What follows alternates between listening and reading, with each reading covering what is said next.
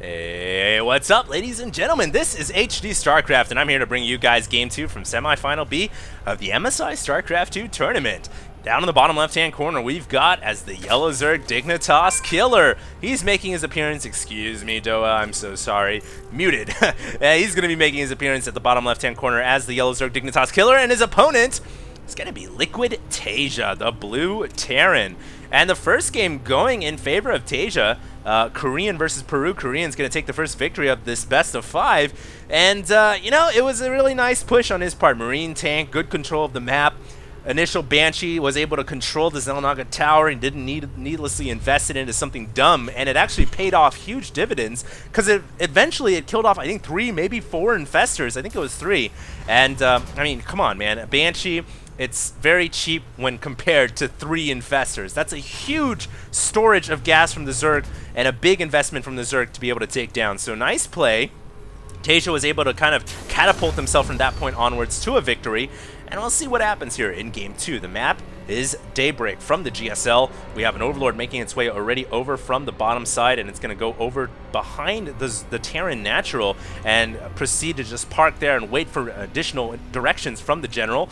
We'll see if Killer goes for the quick hatchery here, and it looks like he will go for that. It probably will be a CC first from the Terran player. He's already saving up 350 minerals right now, so it's not going to be a barracks first. And I mentioned this at the beginning of this set. Sometimes Terrans can go for a quick command center first. Sometimes they can go for a barracks into command center. This is a little bit greedier, but it does allow them to get more SCVs out. So there's the quick command center first from Liquid.Taeja. And it looks like right now d.Killer just throwing up the spawning pool in base and just beginning to play that kind of drawn-up macro game. Now, we might have a Rax into the double gas from Taeja. That's what a lot of Terran players are doing nowadays, as the barracks is coming up inside the main base. The 2 gases coming up after that, and we can get those quick gases going so that they can get the upgrades out, get the stim pack, get the tech left. But it is actually going to be a second Rax coming right now from Liquid.Taeja. And that's going to give him a little bit more troop mobility. He can get out some more units on the field.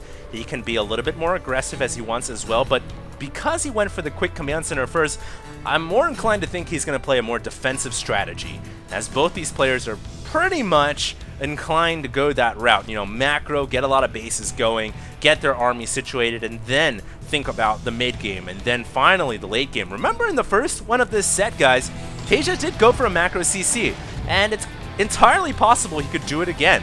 The only thing that Terran's got to worry about when they macro CC is something like an Eco Baneling bust, a Roachling all in, something berserk like that, but we don't see any indications that Killer is going to do that right now.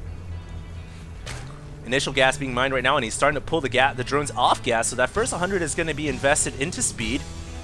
And a lot of Zergs will do that just to be a little bit more eco-efficient. You don't need the gas right now. You can get the drones back on gas later so that you can get your layer upgrade. But for now, it's all about droning up and playing the economy game. And of course, because he pulled those drones off, we're not going to see anything like a Baneling Nest. We're not going to see a quick Roach Warren or anything like that. Taeja now is going to go for the macro CC that I pointed out earlier, and this is pretty similar to the last one, except this time no quick starport and no gases still from Taeja. He's actually operating gasless at this point, 5 minutes and 20 seconds in. And he can afford to do that. If the Zerg isn't getting gas, besides, of course, speed, then why not? Why should the Terran get gas? He's going to play extremely eco-efficient as well, eco-greedily, if you will. And he's starting to build up that supply depot wall at the front door at the same time. One SCV, excuse me, just kind of scrolling around the map, ducking its way in and out of the smoke vents, looking for any signs of anything weird going on. But at the very least, it can get in here and check for that third hatchery, which is not going up yet from the Zerg player. The Zerg is still playing off of 2 bases. Speed about to finish up here for d.Killer. He's not really starting to connect the bases with creep, but he can of course use an Overlord later to do that as he's starting to inject larva into the tumors on the ground. And there is a bunker on the way right now at the third hatchery. You know, this is a nice thing to do. I've seen some Terran players actually just throwing supply depots, but a bunker works even better because you can just salvage the bunker, get your money back at the end of the game if you need to. And now the hatchery trying to go down, but it is going to be blocked off by the bunker on the way. And it looks like the drone might get the SCV kill. It will. So Taeja loses the SCV, but what he gains from that loss is probably more efficient because, of course, he blocks off this hatchery for an extended amount of time. And right now, finally, the double tech lab coming down on the barracks. The gas is finally starting to roll in for the Terran player. And, you know, both players getting up their gases at relatively similar times. So we're really going to have a similar, if you will, it's almost like a mirror image of Zerg and Terran, but even though they're not really mirror races, it's kind of like a mirror image. Very macro style build, third hatchery, third command center in base. Gas is coming up at the same time, and tech really starting to come out around the 7-minute mark. And right now, no stim pack yet, but I think Taeja is probably going to get that as soon as he gets the next round of 100 Vespine. The supply depot wall is a little weird, a little crooked. That actually makes it pretty nice, pretty easy for Zergs to get in front and kind of get a good concave on that, but we'll see what happens. Taeja can, of course, use the bunker for additional protection. Stim pack finally coming right now. As I said before, the next 100 gas probably going to go for Stim. +1/+1 on the way for Dignitas.Killer, and there is that creep spread, man. So important in any matchup as Zerg, except, I guess, in Zerg versus Zerg. But it's pretty important in ZVT. You got to get that creep tumor out there. And he's even got a couple of queens dedicated to doing just that. Roach is now on the way on the field, just kind of trying to poke at the Xel'Naga tower, and we'll see if Killer decides to make an attack at the front door or not.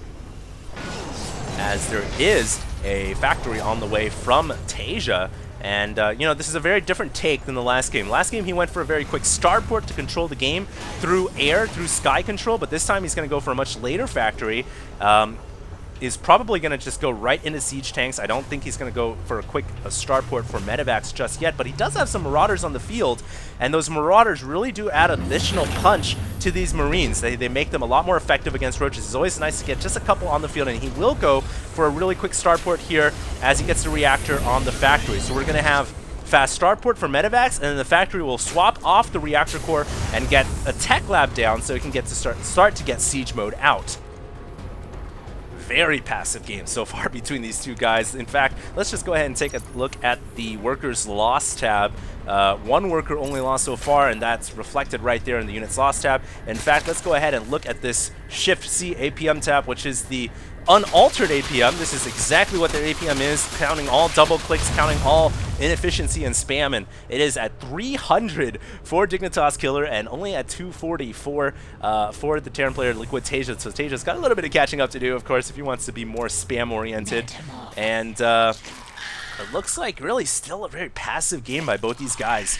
A lot of upgrades coming. That is +2, glial reconstitution, pathogen glands. Haven't really been seeing that that Muta Ultra strategy that I thought we might see from Killer. It looks like he's revolving more with the Stefano-style Ling Roach Infester.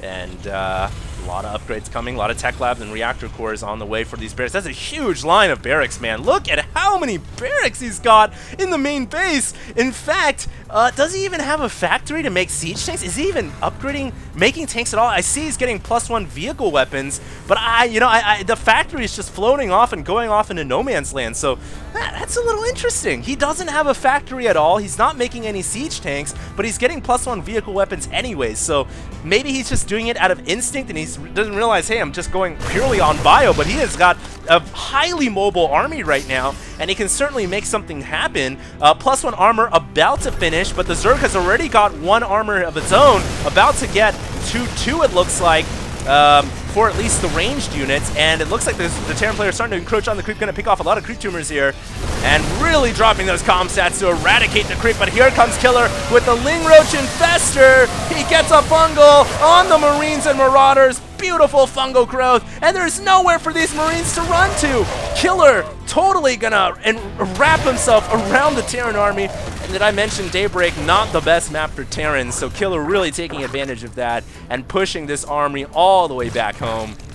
And wow, totally eradicating the Terran face there. What is Taeja going to do? I'm so surprised he doesn't have any siege tanks on the field. In fact, his factory is actually still out across no man's land, completely on scouting duty. So +1 vehicle weapons, pretty much, I guess, a useless upgrade. He doesn't have Hellions or tanks at all. But there is a hive on the way from the Zerg player, and then we're going to have hive mode pretty soon, but it looks like Killer going to make an attack with all of his Zerglings and his Roaches and his Infestors. What can Taeja do? Hold position micro from the Zergling so no SCVs can escape here. Fungal catching the reinforcing Marauders and Marines, and Killer is gonna kill off this base. No problemo. And it is actually going to get lifted off, but I think Infested Terrans will be able to clean it up. There's only 100 HP left on that Orbital Command, trying to escape with its life intact. The Infested Terrans, will they take it down? They will! And the Orbital Command falls. What the heck is Taeja going to do now?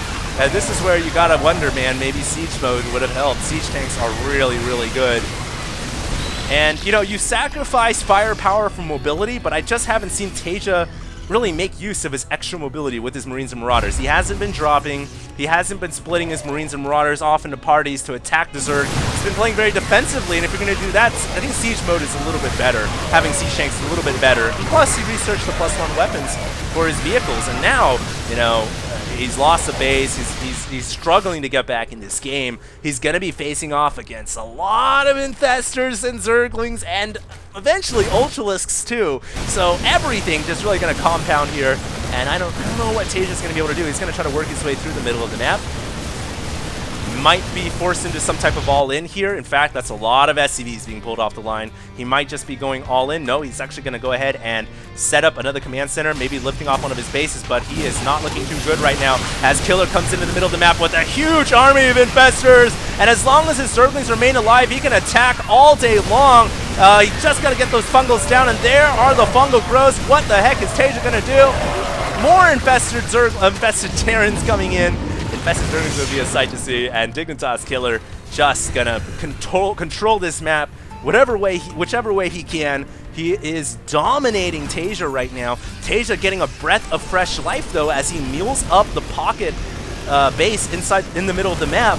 But will it be enough? You know, he needs money right now. Obviously, TVZ is all about minerals. You need minerals to get Marines out, and right now he's desperately starving for more money. But you know, he's got to get some more meals down there. He's got to get his barracks into working in overtime mode. I would love to see him start to use some of his medevacs to harass the Zerg player. Granted, it's not the best map for medevac harass. You know, there's not that much open space to work with, but you still got to try. Of course, there are spore crawlers just planted down in the main right now, so it makes it extra difficult for medevacs to even get in there. And meanwhile, we have Zerglings running around the backside, causing havoc amongst the Terran ranks.